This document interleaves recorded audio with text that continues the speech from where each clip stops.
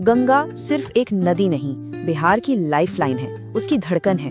पर क्या हमने कभी सोचा है कि ये पवित्र नदी बिहार में अपना सफर आखिर तय कैसे करती है? आज चलिए हम इसी रोमांचक यात्रा पर निकलते हैं, इसके हर मोड़ और हर पड़ाव के साथ। तो सबसे पहला और सबसे जरूरी सवाल, आखिर गंगा बिहार में दाखिल कहाँ से होती है? यहीं से तो हमारी कहानी की शुरुआत होती है। और इस सवाल का जवाब वो हमें ले चलता है हमारे सफर के पहले पड़ाव पर, गंगा का बिहार में प्रवेश। ये एंट्री पॉइंट यानी प्रवेश बिंदु आखिर है क्या? ये वो खास जगह है जहां गंगा उत्तर प्रदेश को पीछे छोड़कर बिहार की जमीन पर आती है, एकदम पहला कदम। तो गंगा बिहार में एंटर करती है ऐतिहासिक जिला बक्सर से, और अगर बिल्कुल सटीक बात करें तो ये जगह चौसा के पास पड़ती है। हाँ, वही चौसा जिसका जिक्र इतिहास के पन्नों में भी मिलता है।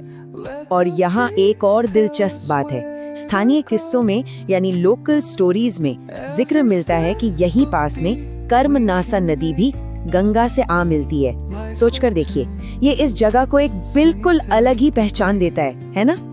तो आसान शब्दों में बिहार में गंगा का पूरा सफर समझ लीजिए 3 बड़े हिस्सों में बटा हुआ है। पहला प्रवेश यानी एंट्री, जो बक्सर में होती है। फिर आता है प्रवाह यानी फ्लो, जो पूरे सेंट्रल बिहार से होकर गुजरता है। और आखिर में निकास यानी एग्जिट, राजमहल की पहाड़ियों के पास। यही समझ लीजिए हमारी आज की यात्रा का रोड मैप है। ओके, तो गंगा ने बिहार में एंट्री ले ली है। अब आगे क्या? चलिए देखते हैं कि राज्य के एकदम बीच से, उसके दिल से गुजरते हुए इसका सफर कैसा रहता है। एक बार बिहार में आ जाने के बाद गंगा का रास्ता काफी हद तक साफ है। ये सीधे पूरब की तरफ बहती है, एकदम कंसिस्टेंट, और अपनी विशाल धारा से ये बिहार के जो उपजाऊ मैदान है ना, उन्हें नॉर्थ और साउथ 2 हिस्सों में डिवाइड कर देती है, जैसे एक नेचुरल बॉर्डर बना रही हो। और इस सफर में सोचिए गंगा कितने बड़े और ऐतिहासिक शहरों से होकर गुजरती है। बक्सर से शुरू होकर भोजपुर, सारण, फिर पटना, वैशाली, बेगूसराय, मुंगेर और भागलपुर तक। इन सभी जगहों की, वहाँ की संस्कृति, इकोनॉमी, लोगों की जिंदगी, सब कुछ गंगा से कितना गहरा जुड़ा हुआ है। ये सिर्फ पानी का सोर्स नहीं है, ये एक जीती जागती धरोहर है। तो सेंट्रल बिहार का ये लंबा और जरूरी सफर पूरा करने के बाद अब हम आ पहुंचे हैं गंगा की यात्रा के आखिरी हिस्से पर। अब वक्त है बिहार से उसकी विदाई का। जैसे ही गंगा भागलपुर से आगे बढ़ती है, बिहार के नॉर्थ ईस्टर्न कोने में उसकी धारा में एक बहुत ही सिग्निफिकेंट, एक बड़ा मोड़ आता है। और यही मोड़ इस बात का संकेत है कि बस अब बिहार में उसका सफर अपने अंजाम तक पहुंचने वाला है। और ये मोड़ किस तरफ है?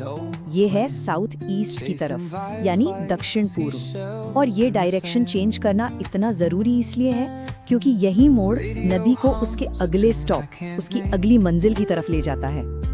तो आखिर ये एग्जिट पॉइंट है कहाँ? गंगा बिहार को अलविदा कहती है राजमहल की पहाड़ियों के पास।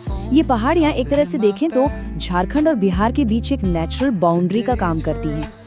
बिहार को पीछे छोड़ने के ठीक बाद गंगा प्रवेश करती है वेस्ट बंगाल में, आमतौर पर फरक्का के आसपास। और यहाँ से उसकी यात्रा के एक बिल्कुल नया चैप्टर शुरू होता है, एक ऐसा चैप्टर जो उसे आखिरकार समुद्र से मिलाएगा। तो हमने क्या देखा? गंगा बिहार में बक्सर से आती है, पूरे राज्य को जीवन देती है और राजमहल की पहाड़ियों से निकल जाती है। लेकिन यहाँ से आगे समुद्र तक का उसका विशाल सफर वो कैसा होता होगा? ये एक अलग ही कहानी है ना? और इसे जानने की जिज्ञासा हमेशा दिल में बनी रहे।